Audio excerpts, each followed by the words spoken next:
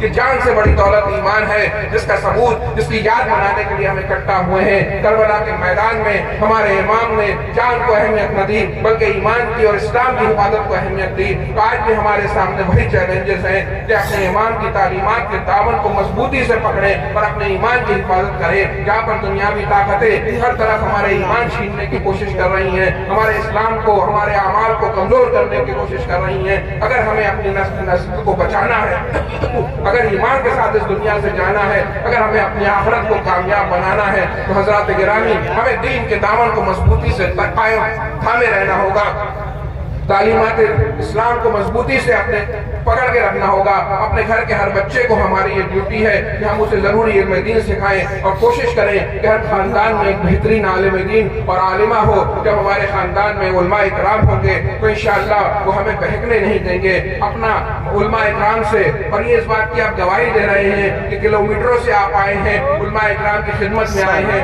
علماء اکرام کو سننے کے لیے آئے ہیں، یہ آپ کا دینی جذبہ ہے، میں اسے سلام کرتا ہوں۔ اللہ تعالیٰ آپ کو اس کی بہترین صلہ عطا فرمائے۔ اور جب آپ علماء اکرام سے اپنے آپ کو مضبوطی سے علماء اسلام کے دامن سے اپنے بچوں کو وابستہ کریے، اپنے گھروں میں دینی ماحول بنائیے۔ اور میں گزارش کرتا ہوں کہ ہمارے بھائیوں کو تو جمعے کی نماز میں اکثر دین کے بارے میں کچھ سننے کو، علماء سے ملنے کا موقع مل جاتا ہے، لیکن ہماری بہنوں کے لیے ایسے انتظامات نہیں ہو پاتے ہیں۔ تو میں آپ سے گزارش کرتا ہوں کہ آپ اپنے ہر محلے میں، ہر شہر میں، ہر قصبے میں، ہر گاؤں میں کوشش کیجیے کہ ہم لیڈیز کے لیے دینی اجتماعات کا انعقاد کریں۔ ہم کوئی گھر لے سکتے ہیں، کوئی ہاسپٹل، کوئی جو ہے شادی گھر کا، کسی بھائی کے پاس میرج ہال ہے وہ اس کا روم لے سکتا ہے، کسی کے پاس اسکول ہے وہ اس کا روم لے سکتا ہے، اور وہاں پر 15 دن میں بہنوں کے لیے کچھ دینی اجتماعات منعقد کرا سکتا ہے۔ جب گھر میں دین آئے گا تو انشاءاللہ ہماری نسلوں میں دین آئے گا۔